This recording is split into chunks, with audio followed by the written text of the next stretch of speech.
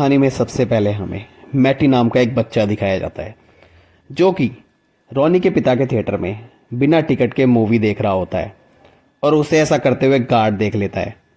और जैसे ही गार्ड उसे उसका पीछा करता है वो बाहर भागता है और बाहर रॉनी उसको गार्ड से बचाकर बाहर निकाल देती है। और जैसे ही वो बाहर निकलता है बाहर एक फैमिली उसे अपनी गाड़ी में लिफ्ट देती है और मैटी उस फैमिली के साथ जा रहा होता है।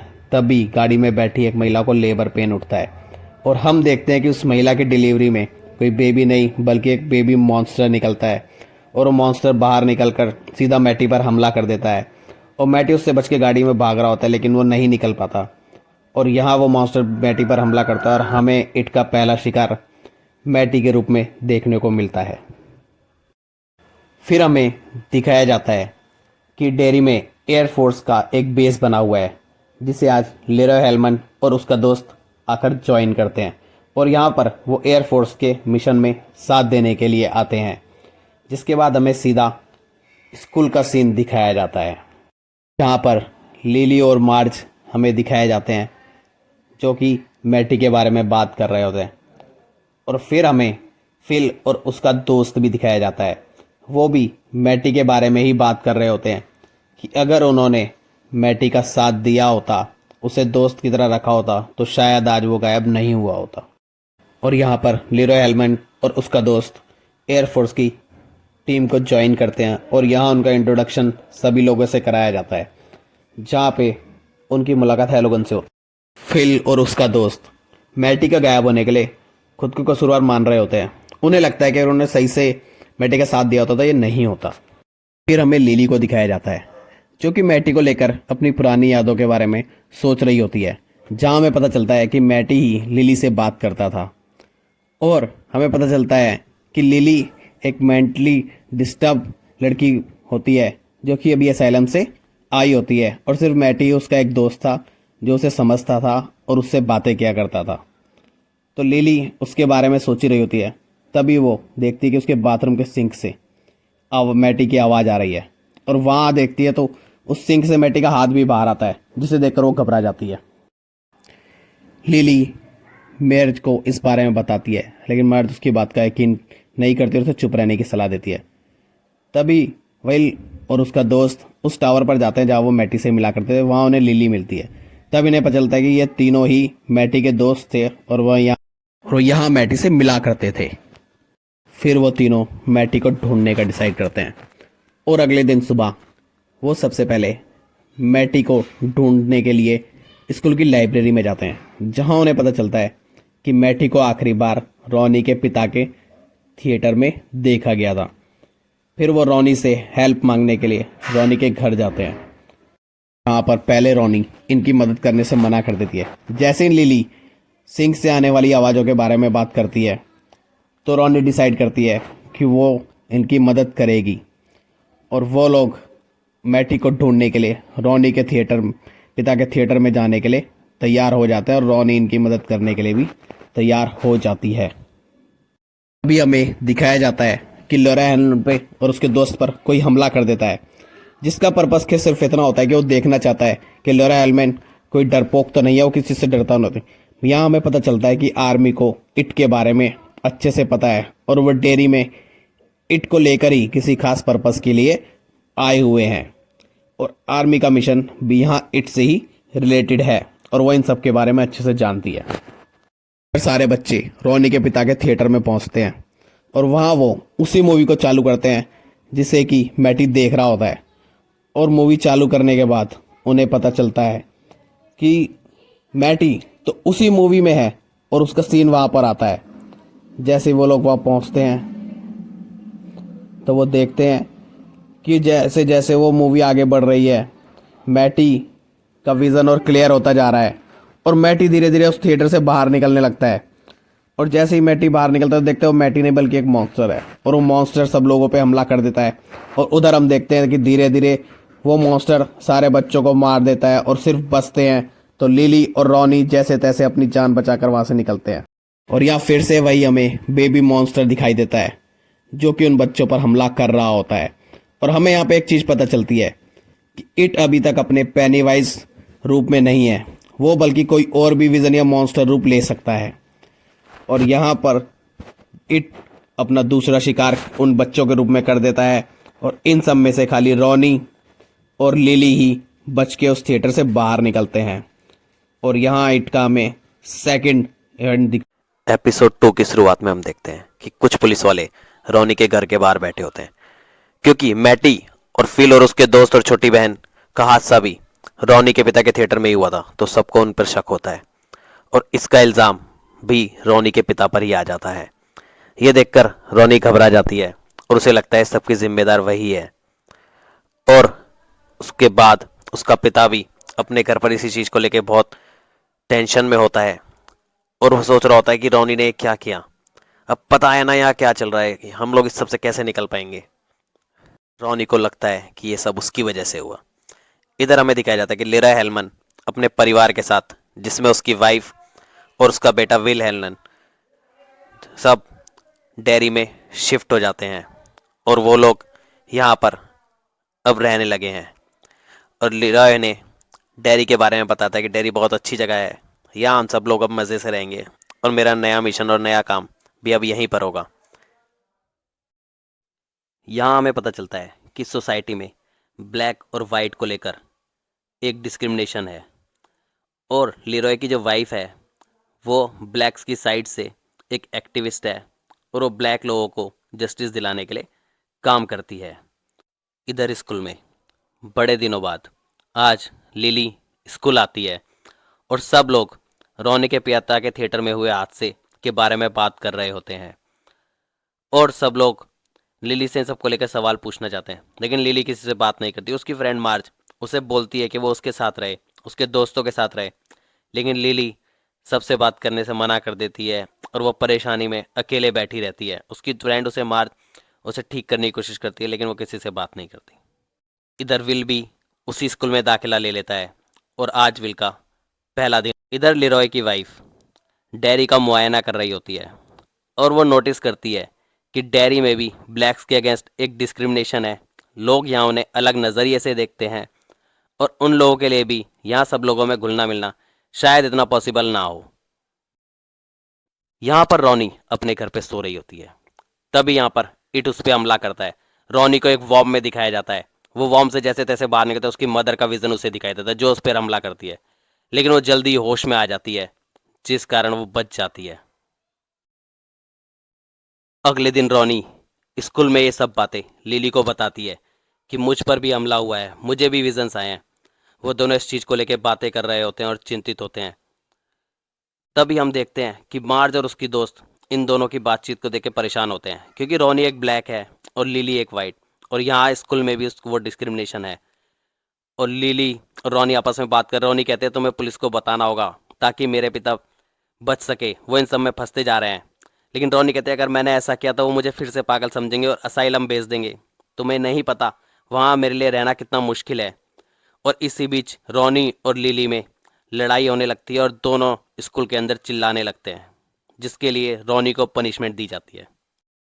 इधर स्कूल में विल को नया दोस्त रिच मिलता है, जो कि बहुत ही प्यारा बच्चा होता है, लेकिन कुछ लोग उन्हें परेशान करते हैं, जिसकी वजह से विल भागता हुआ है और भागते भागते वो अपनी टीचर से टकरा जाता है, जिस वजह से विल को भी पनिशमेंट मिलती है। इधर विल और रॉनी अब दोनों वेटिंग रूम में या किसी क्लोज रूम में है, जहाँ उन दोनों को पनिशमेंट मिली है, और यहाँ इन दोनों के बीच इसी बीच बात करते करते दोस्ती हो जाती है।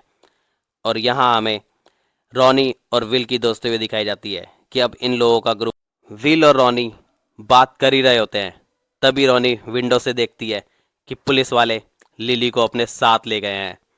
उधर हम देखते हैं कि पुलिस का ऑफिसर, जिसे हम आगे शेरिफ बोलेंगे, शेरिफ लिली पर प्रेशर बना रहा होता है कि वो रॉनी के पिता के अगेंस्ट बयान दे दे और उन्हें फंसा दे, लेकिन लिली इन सबसे मना करती है। तो शेरिफ उसे असाइलम भेजने की धमकी देता है, जिसके डर से लिली मान जाती है।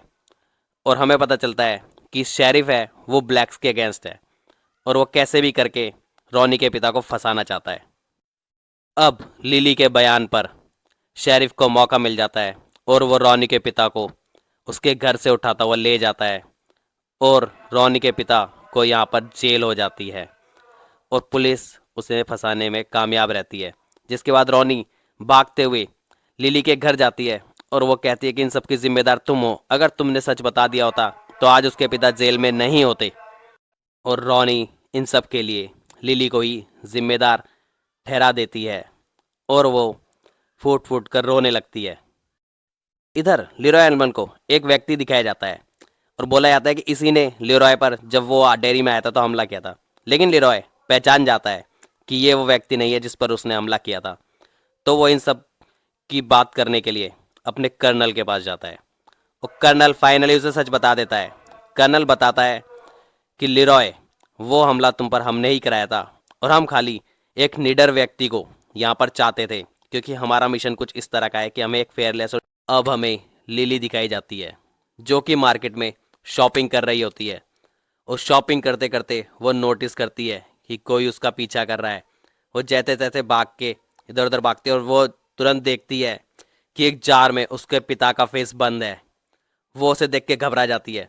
वो हर तरफ भागती है लेकिन सारे जार की शीशियाँ टूट जाती है और हर जगह उसके उसके फादर के बॉडी पार्ट जुड़ने लगते हैं और उसके फादर का फेस उस पर अटैक करता है। और ये इट का एक और हमला था। इट अभी भी पेनीवाइज फॉर्म में नहीं आया है। जैसे तैसे लिली होश में आती है और फिर उसे उसकी मेंटल स्थिति को देखकर असाइलम में भेज ही दिया जाता है। इतना कुछ करने के बाद भी लिली को मेंटल असाइलम जाना ही पड़ता है।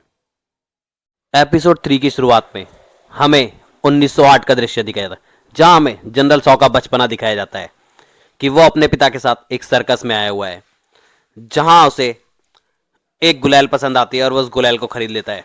फिर एक व्यक्ति के कहने पर वो उस सर्कस में मौजूद एक हॉन्टेड हाउस में चला जाता है, जहां उसे कुछ डरावने व्यक्ति दिखते हैं जिन्हें देखकर वो वहां से भागने लगता है। शॉ उस सर्कस से जैसे तैसे बाहर आता है।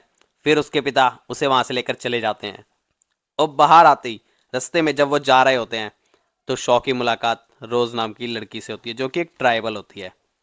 और रोज और शॉ के बीच एक दोस्ती हो जाती है। दोनों धीरे धीरे एक दूसरे को जानने लगते हैं और फिर एक बार वो जंगल में खेल रहे होते हैं। खेलते खेलते शॉ जंगल में अंदर चले जाता है और रोज उसे वहां जाने से मना करती है, फिर भी वो नहीं रुकता और वो जंगल के अंदर चला जाता है। अंदर जाकर उसका सामना इट से होता है और वो वही शॉ के डर यानी हॉन्टेड हाउस में मौजूद उस डरावने व्यक्ति के रूप में उसके सामने आता है, जिसे देखकर शॉ भागने लगता है और वो उसके पीछे पड़ जाता है। लेकिन तभी रोज शॉ की गुलेल से उस पर हमला करती है और वो शॉ को उस जंगल से बचाकर बाहर निकाल ले। उसकी मदद से शॉ की जान बच जाती है और रोज उसे उस जंगल से बाहर निकाल लाती है। जिसके बाद शॉ को अपने डर का सामना होता है और उसे भी इड के बारे में पता चल जाता है। मतलब जनरल शॉ ने भी इट का सामना किया हुआ है। फिर हमें असाइलम दिखाया जाता है, जहां हमें पता चलता है कि लिली की माँ ही उसे असाइलम में इधर असाइलम में लिली की मुलाकात इग्रिस नाम की एक साइकोलॉजिस्ट डॉक्टर से होती है, जो लिली को समझाती है और उसे यहाँ से बाहर निकलने में मदद करती है। जिसके कहने पर लिली अपने डर का सामना मैटी और बाकी बच्चों के साथ जो हादसा हुआ वो रॉनी के पिता के थिएटर में हुआ था, जिस कारण सारा इल्ज़ाम रॉनी के पिता पर आ गया और स्कूल में सब लोग रॉनी को नफरत भरी नज़रों से देखते हैं और उसे बच्चों के गुस्से का सामना करना पड़ता है। फिल और रिच ये सब दूर से देख रहे होते हैं। स्कूल के बाथरूम में लिली रॉनी से मिलती है, जहां रॉनी और लिली में बातचीत शुरू होती है। रॉनी बहुत गुस्से में होती है, लेकिन लिली उसे बताती है कि अब हमें उससे डरना नहीं है, हमें उसका सामना करना है और हमें पुलिस को उसके खिलाफ सबूत ला के देना है, जिससे कि उसके पिता बेकसूर साबित हो। और रॉनी कहती है ये कैसे होगा। तभी लिली उसे दिखाती है कि वो कैमरा लेकर आई है और वो उस मुलजिम की और उन व्यक्तियों की जो उन्हें दिखाए सबकी फ़ोटो लेकर आएंगे, जिससे कि पुलिस को उनकी बातों पर यकीन करना होगा और रॉनी के पिता बेकसूर साबित होंगे। इधर जनरल शाह डिक हेलरन नाम के एक व्यक्ति के साथ बैठे होते हैं और वो उसे एक बॉक्स देते हैं और जिसे लेकर वो लेरा हेलरन और उसके दोस्त के साथ डेयरी के ऊपर एक राउंड लगाने को बोलते हैं।